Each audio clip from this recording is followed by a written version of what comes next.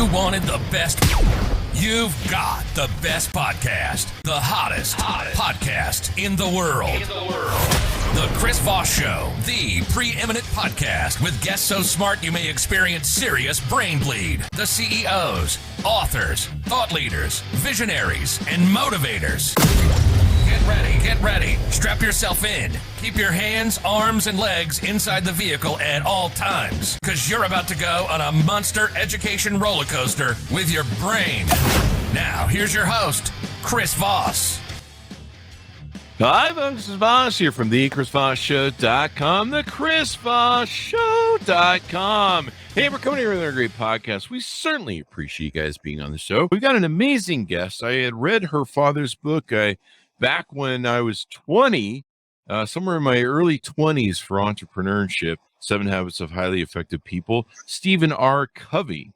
And I won't tell you how many years it's been since then, but it's been probably double the amount of whatever age I was at the very least. Anyway, we have his daughter, Cynthia Covey Holler, on the show with her new book, Live Life in Crescendo, that she wrote with Stephen Covey. And this is the final book that's come out from him that she co-wrote with him.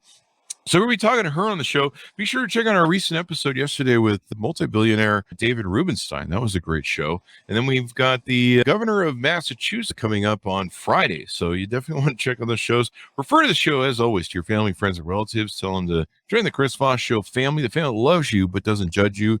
Go to youtube.com/Chris Voss, goodreads.com/Chris Voss. All those places on LinkedIn, Twitter, Instagram, and all those crazy places that we are.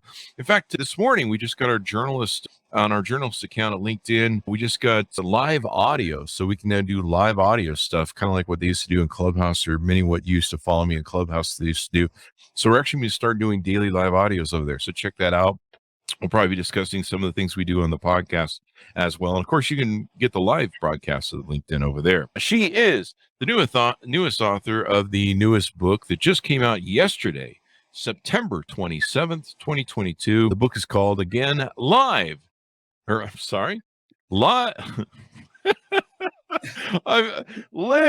I keep saying live instead of live.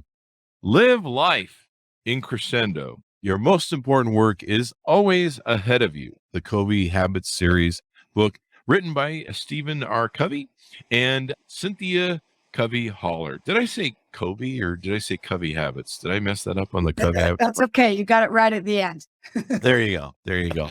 Welcome to the show, Cynthia. How are you? Thanks so much. I'm really happy to be here. Excited. This is a fun show. I love the introduction. It's awesome. At least we try to. We put a lot of energy into it. So you've contributed to writing several of the books. You wrote you helped write with your father, The Third Alternative, The 7 Habits of Highly Effective Teens, The 6 Most Important Decisions You'll Ever Make. And you've held multiple leadership positions in women's organizations, served as a PTSA president, organizer for refugee and food pantry volunteers. And what motivated you want to write this book or get this book completed, I guess? Well, my father's passing, that was 10 years ago, years ago in July. And so we started this journey a long time ago when I stupidly asked my dad if he was going to write anything as good as 7 Habits. Did he have anything else to offer? And he said, am I one and done? Is it just 7 Habits and that's it? He said, I've got other books in my head and I feel like my most important work is still to come. There you go. So that impressed me that he, didn't feel like, no, I'm done. I'm just going to sit on this. And that's when I got involved. He asked me, just to clear it up, I actually didn't help him write Third Alternative. I contributed to a chapter there. So I apologize if I misled you. But yeah, so he said, I'm interested in him writing a book on my personal mission statement, which was Live Life in Crescendo, the last 10 years of his life. And I think that he adopted that phrase because people were asking him, how long are you going to keep working? You're in your late 60s, 70s, and you're going to just keep going and, until you drop. And in our family, it was a bad word. The R word was bad. He didn't say retire. Oh, yeah. And so he decided I still have more to contribute. And he asked if I would help write the stories for this book. He wanted a lot of inspiring stories so that people, when they read it, and learned about the crescendo mentality could see themselves in it through the stories. And the title of his book was his motto in life. Tell us a little bit about more. How did he come across this? Live your life in crescendo. How did he come across this? What inspired it? Well, crescendo, and people think, oh, maybe you're a musical family. We're not at all. My dad couldn't carry a tune to save his life. But crescendo, as you know, if you've been to a concert or you know about music, how it grows in power and energy and influence. It's strong and it keeps going. It keeps expanding. And to hear a crescendo in a concert in a symphony or something is just outstanding. And so the idea is that throughout your whole life, you keep learning and stretching and growing. And the opposite of that is diminuendo, the sign of diminuendo, which slows down in energy and strength and power. And it eventually comes to an end, stops completely. Mm-hmm. The whole idea of the crescendo mentality is that in any age or stage that you're in, you have the power and the ability to choose to live in crescendo or in diminuendo. And there's consequences for each one. And this was just encouraging people that still keep in it, no matter what happens to you, you still, like the subtitle of the book, have important things ahead of you and big contributions ahead of you, especially. Definitely. I mean, life is a great collection of stories and experiences, and hopefully you learn lessons from them. If you don't learn lessons from them, then may someone have mercy on your soul. I mean, anything is so. But there's several great chapters in here. You talk about the midlife struggle and different axioms like life is a mission, not a career. Talk to us about some of the stories and things that you told in the book that are inspiring. Well, I could choose one about a man named Ray Hitton. It lived in Alabama in the late 60s, and he was accused of murdering 2 people. He was totally innocent. He actually was in a lockdown facility at work 15 miles away when these crimes occurred, but he was framed for it and was sent to death row in Alabama. Oh, wow. And he was devastated. He walked into the cell. He knew he was innocent. He was so angry that this had happened to him and full of despair that he threw his Bible under his bed and determined that he was done. He was going to shut down. If they think that of me, then I'm not going to speak or communicate and with anybody. So for 3 long, miserable years, he didn't speak to the guards. He didn't speak to the cellmates next to him on death row. He didn't communicate at all, except for to family and friends once a week when someone would come to visit him. And he was living in diminuendo. He didn't have a circle of influence. He didn't try to get to know anyone. He didn't have anything going for him and thought his life was over. So one night at 2 a.m, he hears a fellow cellmate next to him just sobbing and crying, asking for someone to please help him with the pain he's going through. And something broke in Ray, and his compassion came out. He was a good person before, and he was shocked to realize that he didn't have the choice if he was on death row, but he had other choices, even though there were few. He said hate and despair were choices, but so were hope and love and compassion. Mm-hmm. And so he broke his silence of 3 years and began comforting this stranger that was next to him and finding out what had happened. And he found out that his mother had just passed away.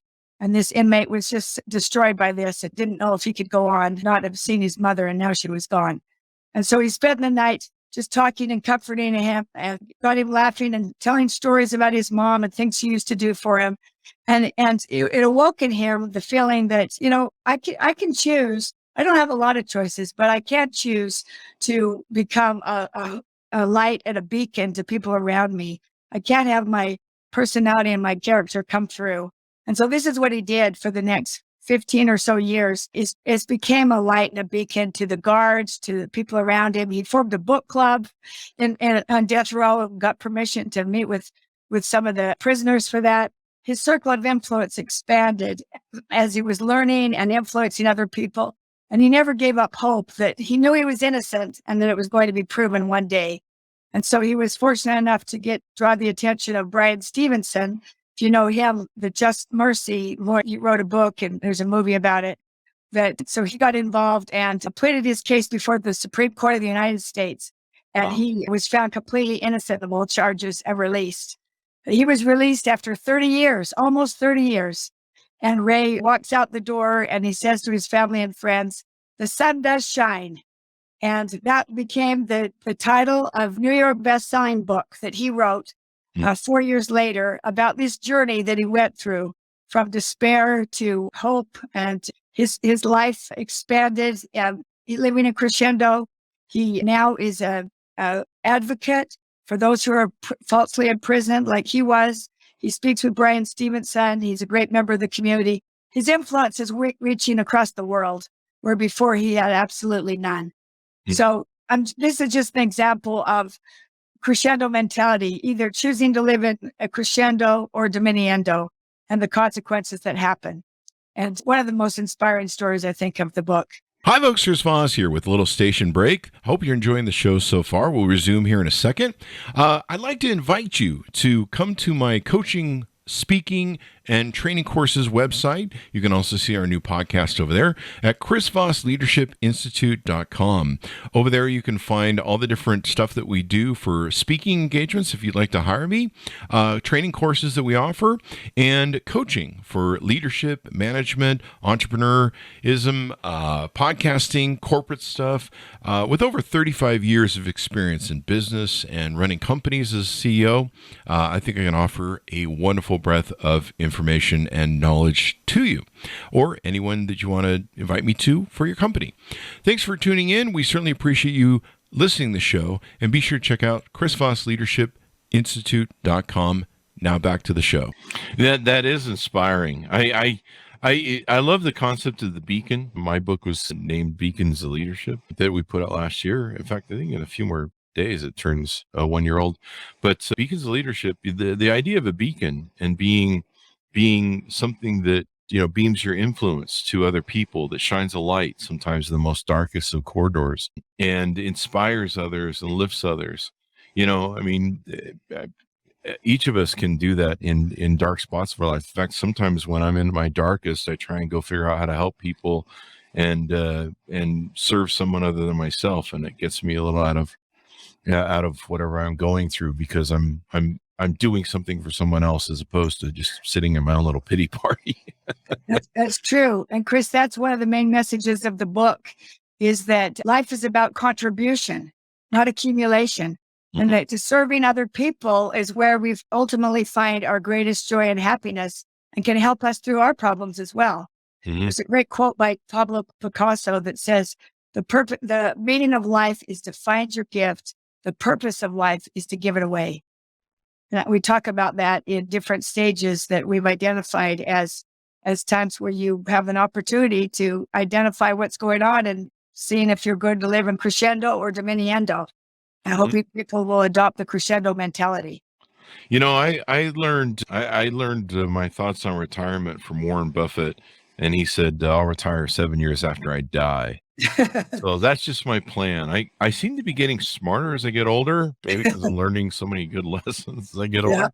But I hopefully will always keep learning. I seem to be someone who likes to learn. I love having people like yourself on the show. I learn so much. I get like a front row. Authors like yourself, you guys spend 10,000 hours, thousands of hours, 100,000 of hours writing these books, building these experiences, collecting these stories. And I get to sit front row and ask great questions, or what I hope are great questions, or questions that I want to ask, and that I think the audience should listen for. And I love it. And so it's a great learning experience. And I've learned so much by having great authors on like yourself. Living in crescendo, Chris. I'm trying to peek out.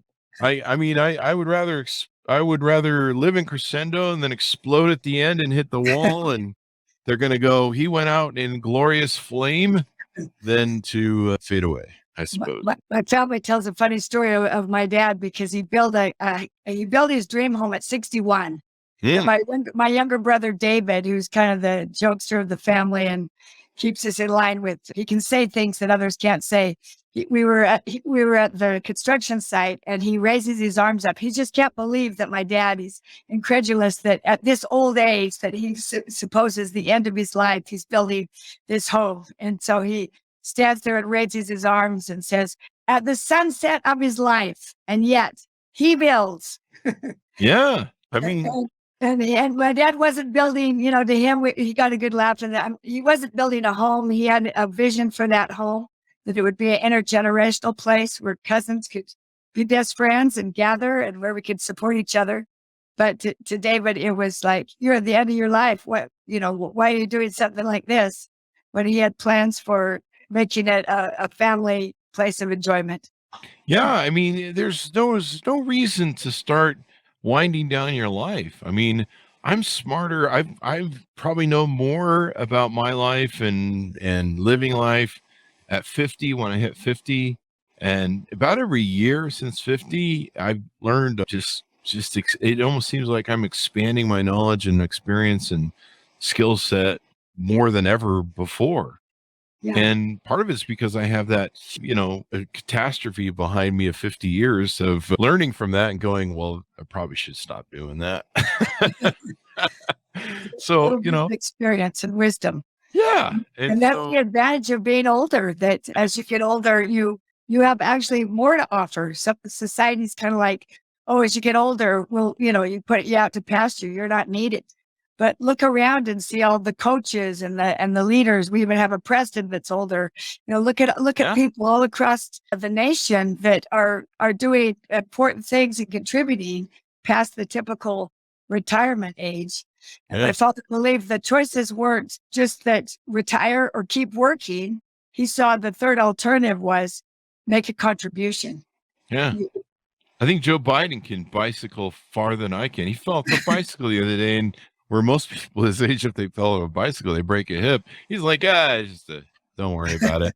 Me, I'm just like, I get to the afternoon, I'm like, I need a nap. And I'm not even running this country. Like, I don't have to deal with all that sort of pressure. But even then, I'm just like, I'm kind of tired. I'm going to take a nap. So it's great. What was something that, your father had a lot of fans out there. And when I posted this on our social media and shared it, I think we were going to be on, people just went crazy. What was something that maybe people didn't know about your father? Was there a tidbit or anything that people didn't know about your father, or maybe something that they should know about him? Well, I'm the oldest of 9. I'm known as the mother hen because both my parents have passed now. So I look after the brood. Mm-hmm. But both my mom and dad worked hard to establish a good relationship with all of us. And some people say, how could you do it with 9 kids? And I have 6 kids of my own, and it is hard. It takes prioritizing and planning. But looking back, one of my favorite childhood memories is actually him making an effort to connect with me in this case, and others could tell similar stories. When I was 12 years old, I was invited to go on a trip with him to San Francisco, where he was speaking at a big conference. And part of the fun was to just anticipate everything, plan it out. I was just enamored with the trolley cars in San Francisco. I'd never seen them or been on them. And he really talked them up, how magical they were, and going up and down those hills. And in San Francisco, we decided to go to Chinatown and have Chinese food.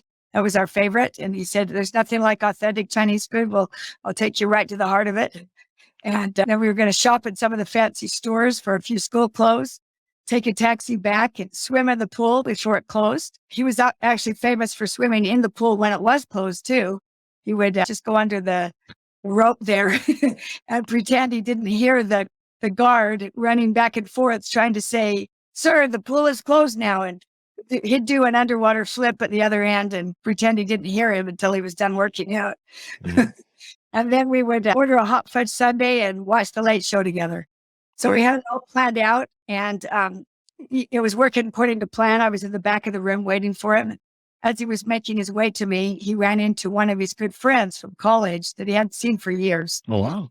I watched him embrace, and he seemed so excited to see him. And the other guy said, oh, I knew you were speaking today, Stephen. I've come down to take you to dinner down at the wharf. We can have some seafood and talk and catch up with my wife, and it'll be wonderful. And he kind of indicated that I came along as well. And he glanced back at me and said, oh, your daughter's welcome to come too. And I thought, oh, great. I'm going to spend the night with old people I don't know. We have seafood, which I hated. We wanted Chinese food. This is a disaster. And I expected the worst. My trolley car was nowhere in sight. And then I heard my dad say, that sounds so great. I would love to do that with you, but not tonight. Cynthia and I have a special date planned, don't we, honey? And he winked at me and the trolley car, I could see it again. And he grabbed my hand. We went out the door and it really meant a lot to me. I said, but Dad, this is your good friend you haven't seen forever. Don't you want to hang out with him tonight and be with him? And he said, are you kidding? I wouldn't miss this for anything. You'd much rather have Chinese food anyway, wouldn't you? Let's go catch that trolley car. Yeah. So that story just showed so much to me about his level of commitment to being a father, his important role to him, to me, and also about trust and keeping your word and your priorities. It's a great thing to look back on and remember that was kind of the foundation of our relationship. That's awesome. Some people have better relationship with their friends than they do with their kids. So it's good to build that relationship for. That gives me an idea. I sent my kids off to military school when they were 2 years old, and they're supposed to return when they're 18. I let them write me once a year. Maybe I'll let them write me twice a year. I'll let them write me, and maybe I should send them gifts at Christmas. Maybe you could visit. I'll think about it. I didn't have any kids because I had dogs, so I went with that pet program. But that's awesome. How were you guys working on this book when he passed?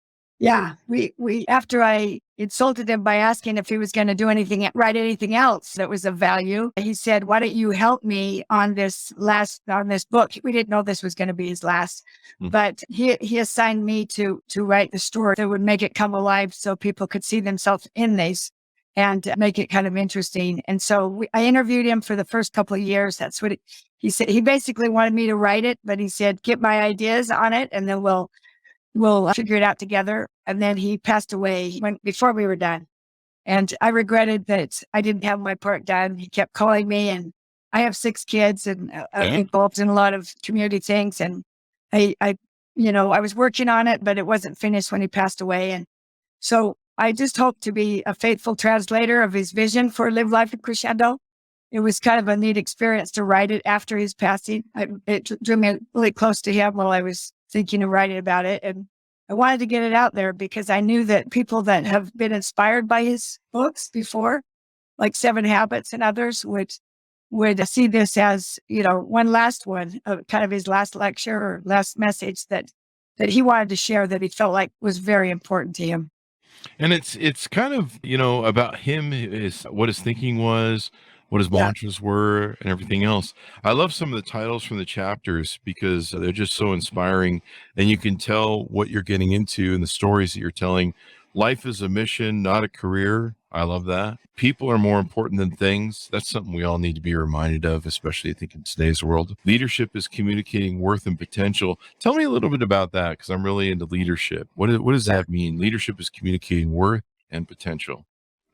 That is his best definition of leadership was that leadership is communicating worth and potential so clearly that they are inspired to see it in themselves. So you think of somebody, if I were to ask you, Chris, who influenced you? Can you think of one person who believed in you when you didn't believe in yourself? My mom. Your mom. Okay. That's great. I think everybody, you could ask almost anybody, and they would point to an individual that saw something in them and believed in them when they, all of us have doubts about ourselves. And so this is talking about being a mentor in every age and stage of life that we're in, looking around and seeing, it could be our own kids, it could be our family or grandkids.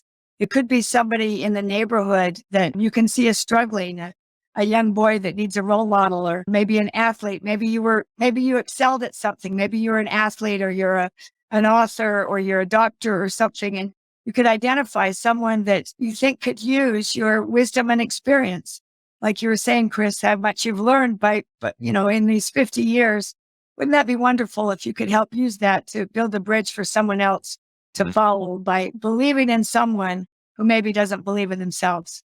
Most definitely. I mean, that's the great thing about leadership, is inspiring others and getting like you mentioned, to get them to see that vision of themselves and where you want them to go. Most good coaches or most good leaders, they see the potential that's in people, and they know it maybe from their own experience or whatever. I grew up a very introverted kid. I wasn't the extroverted big mouth that I am now. I was pretty, unsocial, isolated. I wasn't a social. I just didn't, I was really inverted.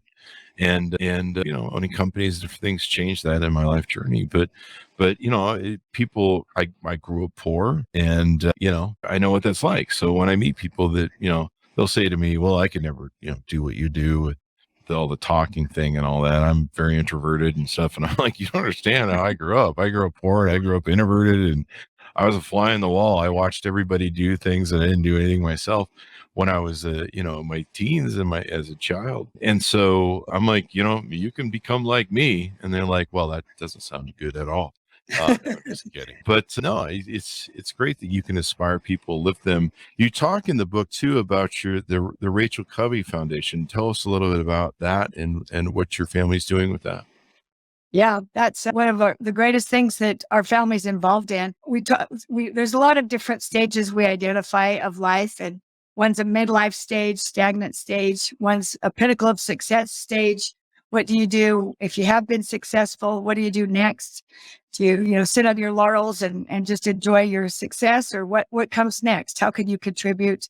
Another one is life-changing experience.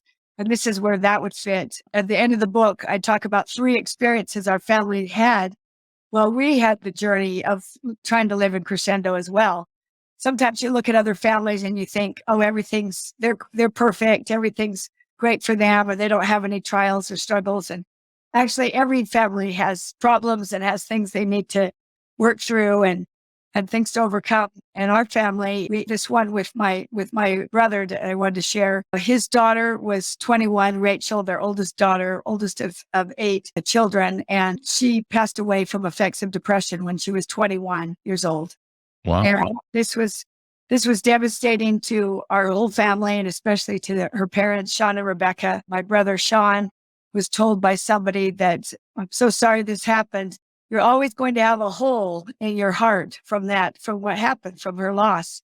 And he really thought about that and thought, instead of a hole, I'm going to build a muscle there. I'm going to strengthen it. He realized that there's something this devastating of losing a young daughter at 21 from anxiety and depression, that he could either have it define him or destroy him, or the third alternative was to help it strengthen him. And they chose to do that. They found out after Rachel's funeral that some friends came up and said, Rachel really helped me when I was struggling through riding horses. Rachel had a passion for horses and was a distance runner with horses, and it gave her a lot of joy to ride. She felt like she found her voice when she was riding. And she apparently shared this with other girls that it helped. And so they decided to set up a foundation called Bridle Up Hope, and with the idea that girls between the ages of 12 and 18 who are struggling with depression, anxiety, suicide, abuse, trauma, that they could come to this barn and learn a couple of different things to deal with it. One, learning to ride horses. There's a great healing therapy with horses. And girls with horses. And so they'd learn about equestrian training, be able to take responsibility for their lives with a horse. The second thing was Sean wrote the 7 Habits of Highly Effective Teens, which is my dad's material, but it's made for teens, more interesting, more stories and geared to teens. And so they study that. This is kind of the life skills that they teach them, along with the equestrian training, is how to take responsibility for your life during hard times and learning these 7 habits for teens. And then the third component is service. They found, like we were talking about earlier, that as you serve, as you look outward, that you can heal inwardly. And so they require them to do 10 hours of service, maybe mucking out stalls, taking an art class, developing talents, doing different things.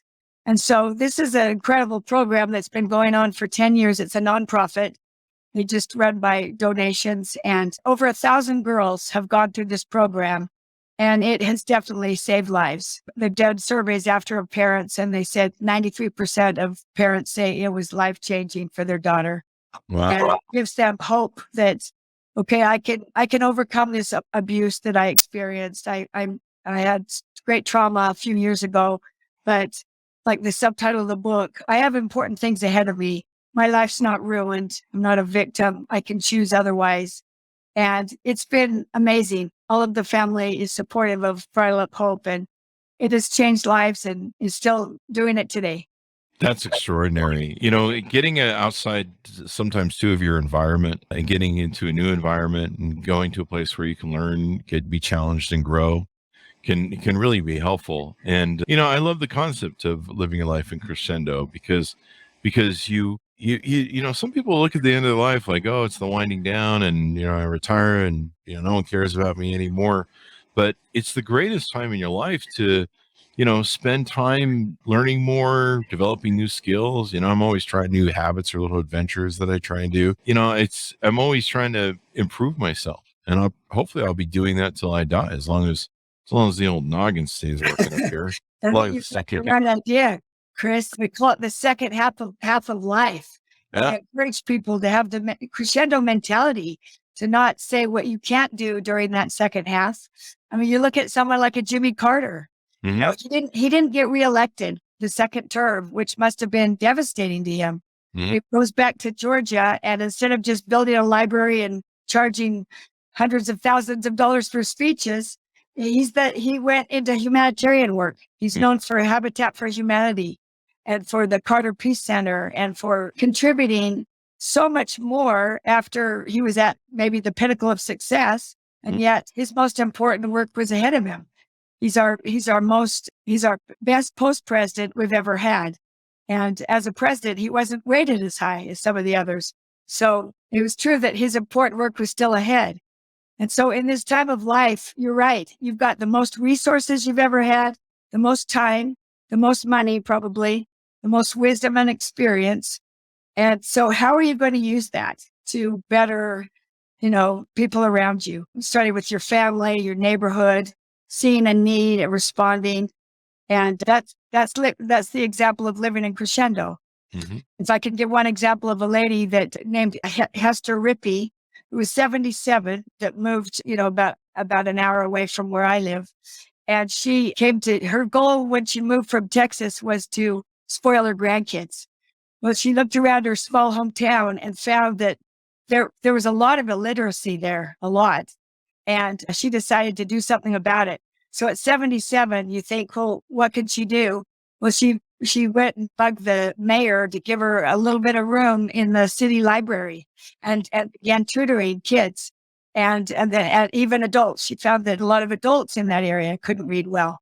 Oh, wow. And then she expanded it. She'd go to the board meetings, and everybody would hide from her because she wouldn't take no for an answer. And she's like, I need more room.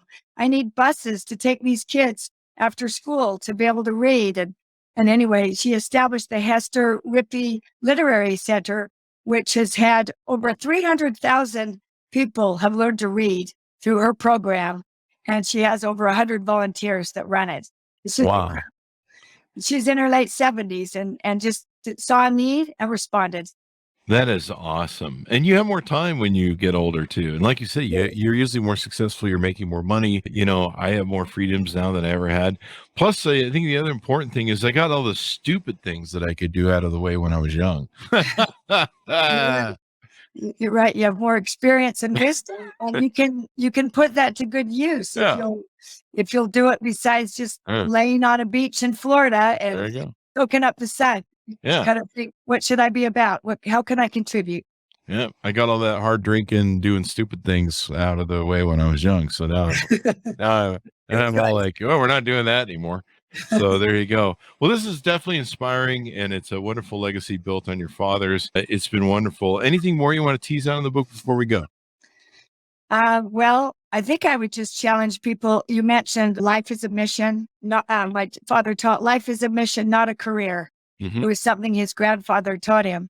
I mean, you can get released from, you can end a job, can end a career, can end. But one thing that he taught me is that each of us have a unique mission to fulfill.